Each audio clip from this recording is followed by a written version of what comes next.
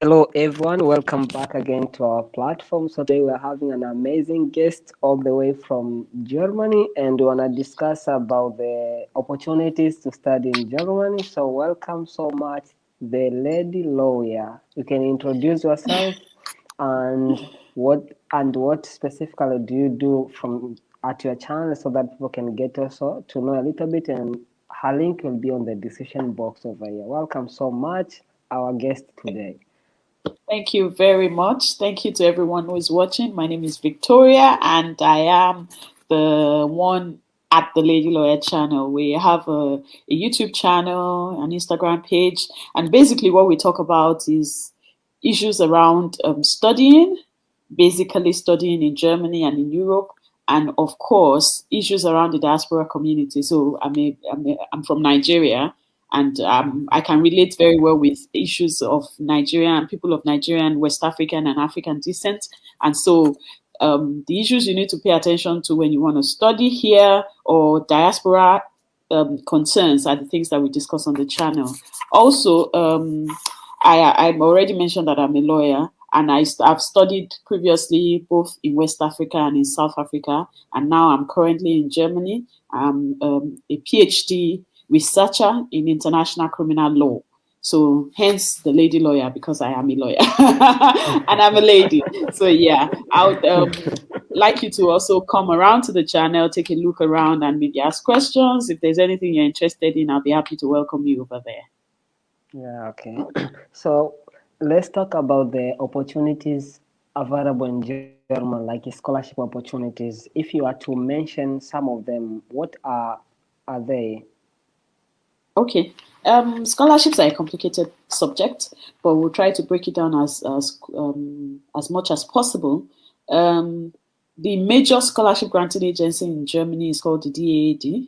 It's a long name in Germany, but basically it's the authority that's kind of aggregates all scholarship scholarship opportunities in Germany. So there are many opportunities on the website. You can check www.daad.de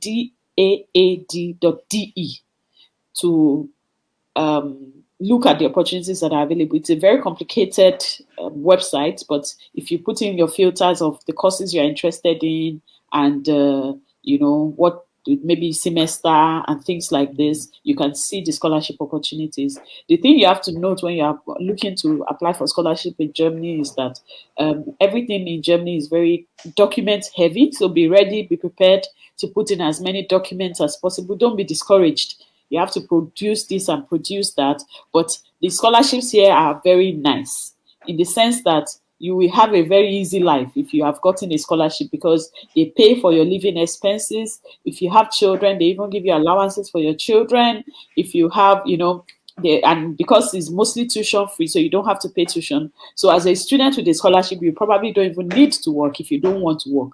So you can finish your studies on time, and it's very easy. But be ready for the hard work. Apart from the DAAD, you also have tons of foundations and political parties that give scholarships. So there are three categories. There's the DAAD, which is the government funding agency, and there are foundations, political parties. So most of the major political parties in Germany give scholarships around what they do. So for example, you have the Green Party. The Green Party will give scholarships to students who are studying things around sustainability, agriculture, those kind of topics. You can maybe most likely easily find a scholarship with the Green Party. There are other parties that are interested in women issues, who will give scholarship for people who are studying gender, and all of this kind of stuff. There are parties that are interested in development issues that will give scholarship to people who are studying in that field. So it depends. But generally, I mean, even the major disciplines, medicine, law, engineering, you can find scholarships. There are also private organizations. So companies like Volkswagen, Mercedes-Benz, they give a lot of scholarship to students who are studying in the engineering and tech, with the hope of absorbing them into their companies when they are done studying. So for students who are very particularly excellent, who are studying something in engineering, they could find scholarship with Mercedes-Benz, for example. And then you have private individual foundations. So somebody is a millionaire, he died, his family created a foundation in his honor. There are tons of those as well. And you just need to do a bit of research in your field, and I'm sure you'll find something that you can that will be useful. If you want to learn more about scholarships, I have a full video on scholarships in Germany that really breaks it down. So it's not something we can talk about in a few minutes. Yeah, so you can look on the Lady Lawyer channel. To say the same thing. Yeah, so I'll just put the link down there. People, even when I take that video, I can put the link down there so that people can watch it direct. Yeah. And what about the estimated living costs for students? Average, roughly. Yeah, the good thing about Germany is that it's not expensive in the sense of comparing it to maybe North America, like in the US or Canada or even the UK. Germany is quite minimal. Number one, you don't have tuition fee. So most schools in Germany are free. Most public schools. So the only schools where you have to pay tuition fee are the private schools. And for public schools, only one region of the country charges tuition fee. So only the region of Baden-Württemberg charges tuition fee, and the tuition fee is just €1,500 per semester. So that's also not expensive compared to other parts of the world. So basically, you are the only other exception to the rule is that for professional programs like LLM, like MBAs, they may charge tuition fees in public universities. So that's very important. But other than that, public universities in Germany are tuition free. So that's one thing you don't have to pay for. However, there are certain things you have to pay attention to. Every semester, you have what they call the semester contribution. So this is a nominal fee that every student pays to contribute to the administrative running of the university. So generally in Germany, it is between 200 and 500 euros. You can find the amount for your university somewhere between those two. In my university, we pay around 350 euros every semester. So that's just twice a year. So that's not a lot.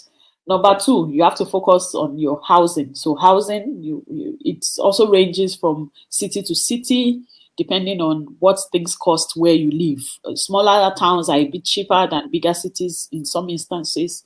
And then health insurance. Health insurance is very crucial. In Germany, it is illegal not to have health insurance, and it's something you have to pay for. The good thing is that many universities have arrangements with companies, so they offer private health insurance to students at a reduced rate. And if you're also below 30, you can get into public health insurance a bit cheaper than others. So that's something to also note. You may also have to pay for language course. So the good thing also is that many universities have free language courses, that they offer to their students. Then, of course, your living expenses, general food, entertainment, nightlife, all of this, you have to think about the cost. So generally, the government in Germany, every year or every 2 years, they make an estimate, and they adjust it for inflation on what they are, the amount they think an international student or a student generally would need.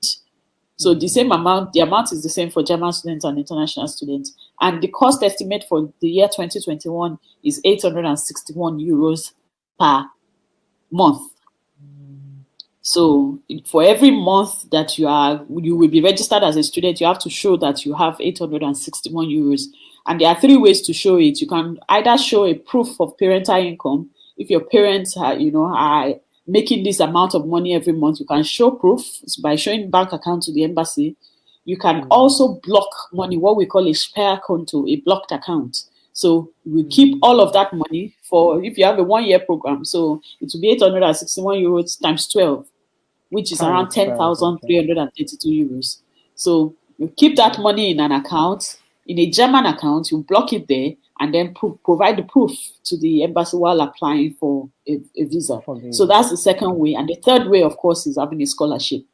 So most scholarships are even a bit more generous than this. So they will give around between 800 and 900 euros a month for first degree students. For master's students, the average is around 1,200 euros. And there are other funders that pay a lot more than that. So those are the three ways in which you can show money. But we have already talked about scholarship, which is the best. But if you have money or your parents have money, then that's also another way. But you can expect for 2021, 861 euros per month. And what about the transport? Do the students have a discount, maybe of 50% or something like that? Yes, I forgot to mention about transport. So among your semester contribution in all Yeah. German cities, the transport is included. So you are able to travel Oh, okay. unlimited for the entire Mm. semester in your city and around your city. So in Berlin, for example, Yeah. when you buy your students, you pay your semester contribution. You can just there's a machine that we Get use. get a card, okay? Your student card is the same student card that you have, and it just marks Mm. it that you have paid, and you can Mm. go anywhere in the city for 6 months without paying any transport again. It's already included, so Oh, it's a huge okay. discount for Yeah, huge students. discount. And you Okay. can also travel to some neighboring towns as well with it, so you can go to places like Potsdam and a few other places around. So it's a region arrangement, so in your region you are able to travel Mm. unlimited, so that's a really nice one. Yeah. And do students allowed to work? And if they're allowed to work, how many hours per day or per week Okay. in a week? Yes. Students are allowed to work, but students are allowed to work a limited amount of time. So in Germany, I think, like we were discussing earlier as well, it's about 20 hours a week, 140 full days or 240 half days. So Mm. you can work for the whole year for 20 hours every week. That's allowed. If you want to work for more than 20 hours a week, you want to work 40 hours a week, you are only allowed to work 120 full days. So that's half of the year you can work. Maybe when you are doing your thesis, you have more time or something. You can work for, or you want to do an internship, and they only allow full Mm. time. You can work for 120 full days. I think that's about 3 months. Yeah. Okay. So that's it. And can someone who is working part-time be able to fund some of the expenses? Yes, absolutely. I think that there are different, I think, three categories of income in Germany. So there's the mini job. The mini job is somebody who earns less than 450 euros in a month. When you have a mini job, you don't have to pay tax.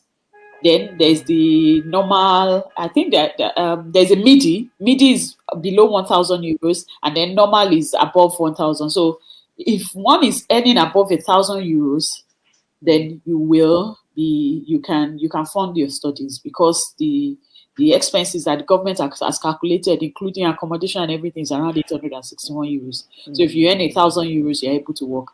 And most students' job on a reduced hour would pay maybe around 11 euros per hour. Oh, okay. So most likely you Yeah, can you can, yes, most likely you because also can. there's some reduction on some of the expenses, so meaning the remaining amount can be used to fund some of the study. Of So, course. And any advice to new incoming students? Germany is a very is a very interesting place. I think the first advice I would typically give incoming students to Germany is to understand that Germany is Germany and they will have to learn German. So I think this is very basic, but many people don't realize that, okay, it's not it's not my country. No, People don't but speak but English but here. but Germany is in Europe, so Yeah. countries in Europe they speak English. That's what we Hey, not know. all. If you go over to France, if you go to Poland, you probably not find people speaking English. It's just that we take it for granted that people will speak English. But if you're not even in big cities, a lot of people are unwilling to speak English because they are also not sure of their English. So even if you have Mm, found a program that yeah, you maybe is an English language program that you are coming to study, you yeah. must realize that you probably will not be able to make friends, and you will have a very lonely existence if you don't make efforts to learn German. And also, it's about your Mm, life after you finish studying. If you want to stay, you want to find a job, you want to maybe find a partner, you need German. So this is important, I think. I think that's the first thing I like to tell people. I think another thing I like to tell people is the fact that you have to be prepared for a change. Everything is different. So something like food. Some of us like food. I like African food. I enjoy I enjoy my food. I enjoy my spices. You know, in West Africa we Especially eat a lot of fufu. spice. Fufu. Yes, yes. So you have to understand the fact that you may not find the things that you are used to, and you have to be willing to adapt. So willing to make changes. Another thing is the weather. I don't know how the weather is like where you are, but here is in winter it's not very nice. It's cold, it's really cold, and it can be depressing. And this is something that one must be used to. If you come from a country where it's sunny all the time, you know, Yeah. you have to be ready to adjust. So for me, it's just a general advice around being open, being willing to make adjustments. And I think also we have to kind of leave some of the ideas we have behind. But some people have ideas like, oh, I don't date people that are not like me. If you live in a city where you won't even find 100 black people, what do you do? So You you have have to to be do open-minded. what the Romans are doing. Yeah. Exactly. You know, being open minded, being willing to make friends, willing to talk to people, willing to get out of your shell. If you're an introvert, you have to learn a little bit to be slightly extroverted so that you can make friends. Because, for example, Germany, a lot of Germans are introverted people. You know, that's the culture. They don't really come out of their shell. So if you too, you are like that, you can live here for 20 years and make no friends. And that's not ideal. Yeah, but I mean, I've been here and it's been a really nice time. It's not perfect, but it's been quite good. And I think studying in Germany, the reputation of Germany is very high. You know, the reputation of Germany is very high. The quality of education is very high. Quality of training and research is very high. So even if you just study here and you go somewhere else, your the quality of your certificate will be really, really respected everywhere in the world. So I think this is something that must be remembered, you know, and you can make a sacrifice for it. Yeah. Yeah. There is one more last question I've seen here on the live chat. Like, does age matters on undergraduate courses application? For application, no, age does not matter. I'm not aware that age matters. I know a lot of people who are older, who are even in their 40s, But who are applying for I think on undergraduates. scholarship there are some limitations only. I think when you are above 25 or 20 something, but on normal application it doesn't matter. Yeah. No, it doesn't. And it depends on the scholarship and who is granting it. In many instances, you know, nobody even asks about your age or looks at your age. I've Yeah. never had it matter for me. I don't know anybody that it mattered for, but maybe for specific scholarship providers, they may be interested in certain age groups, but generally, no. Yeah. Thank you so much for your time, and we appreciate so much for the information you just laid to us. So for more info, people will have to check on your channel. So Yes. go to her channel and subscribe over there. Also, if you wanna get in touch to her, you can to her channel. There's a link to her Instagram, so you can contact her over there for more info about studying in Germany. So wish to see you there. Yes, yes, they yes. say Please they come say over there. bonjour. Bonjour, is it German, right? No, Bonjour. that's French. Oh. That's French, okay. But at this point, we won't say hello anymore. We'll say see you there. So be später, yeah, be später, yeah. So see you over there. Auf Wiedersehen. Thank you very much for having me. I've had a great time. All right, thank you so much. Yeah. All right. All right.